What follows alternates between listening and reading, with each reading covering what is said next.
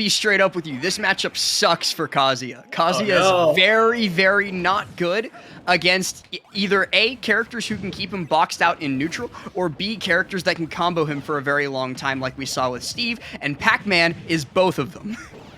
Yeah, you're right, and I would assume that Kazuya has to be really wary of when to use his reflector tilt, kind of like this one. I mean, for as bad of a matchup as it is, oh no! Oh, it seems like Lei is letting himself open a lot, because look at how much damage Dawsk manages to get in, and already on 136, he's gonna look for that kill, and there we go, that's the first stock, and really Dawsk has not taken so much damage so far. Yeah, Lei needs to be so much more careful with how he's landing. At first, he tried to land with that hydrant, and then Dawsk just kept reflecting it, and then he just tried to empty land, and Dawsk was like, oh, thank you for empty landing. Meet my electric wind god fist. I mean, just a couple of interactions where they can really tell you about what we're going to see in the rest of the set, right? Look at this, Lei missing a single hit, and look at all the damage he hits up, and the stock for that matter. And, you know, -2 matchup perhaps for Kazuya, but this is looking like a 3-stock, at least in the beginning. And he can also reflect the fruit. That's the other thing that I was worrying about. He reflected the hydrant, so we might just see the same for all the bonus fruit. And if he reflects a key, that's curtains as well.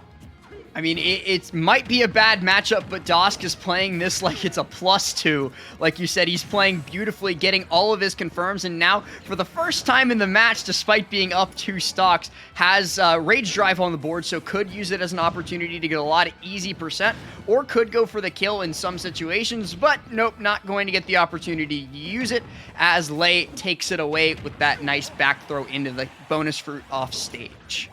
And 170, that's quite a lot of %, but did you know, guys, Kazuya, I don't know if he's a little lighter or the same weight as Piranha Plant, who's also technically a heavyweight in the game, so you will see Kazuya live at a very high %, but finally, Lei getting the kill confirm, and now I see Lei stepping on the gas. It took a while, but we do see some damage coming through finally, and you know, for a Pac-Man game, it's actually going kind of fast. I see a lot of interactions.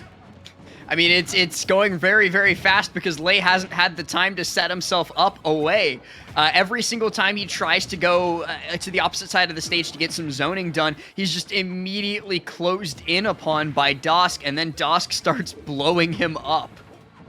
Yes, just one opening, and he is gonna eat up a lot of damage, but Dawsk actually facing some issues against the trampoline in the center of the stage. That might be the key that Lei needs to get back stage control and earn some more confirms of that. And he does put Dawsk in Rage Drive % again, so we are seeing ever so slight comeback, a very slow one at that.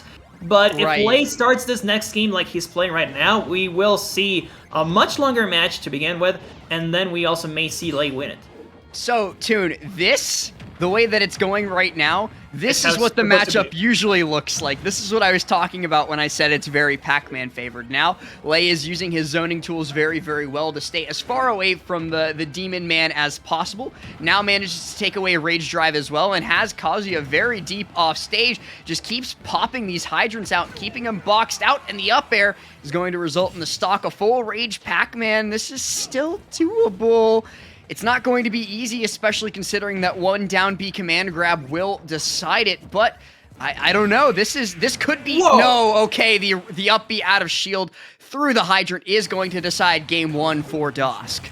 Took a while, though. Dawsk was taking his sweet time getting that kill confirm, and he stopped reflecting many things. I saw Lei getting a lot of hits through just raw hydrants again and bonus fruits, and again, Dawsk was doing a great job at the very beginning of the game, reflecting a lot of that, so hopefully he goes back to it, because you saw how Lei was, you know, controlling the pace of the match by the end of it, and I think that might just be a signal that we're about to see a very close game 2, if it ends up going, well, sorry, it might not even be close, like, we might see something completely in favor of Lei, like those last 2 stocks.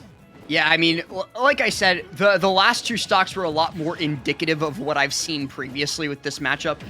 It just seemed that, like, maybe Lei hasn't played against Kazuya previously and needed a little bit of time to start learning the matchup. And then once he figured out, oh, I need to stay away from the big scary demon man, then it started going much better for him.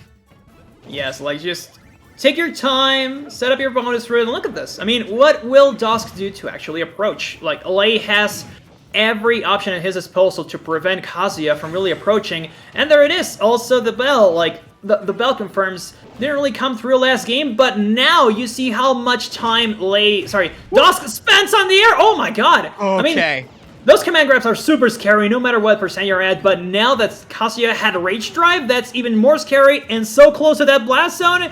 The wrong DI, I don't think that would have killed, but still, I mean, just a little scary interaction there. Oh man. Oh my goodness, the lightning uppercut coming out off of the tripped up Lei is going to result in the first stock actually being taken by Dawsk, seemingly out of nowhere. Like you said, Toon, after being completely shut out throughout the first part of that game, he still manages to take the first stock. If he is able to do that a couple more times, we could very well be seeing the 2-0, but Pac-Man is able to make it back from that. It's not the end of the world, but it still looked very scary.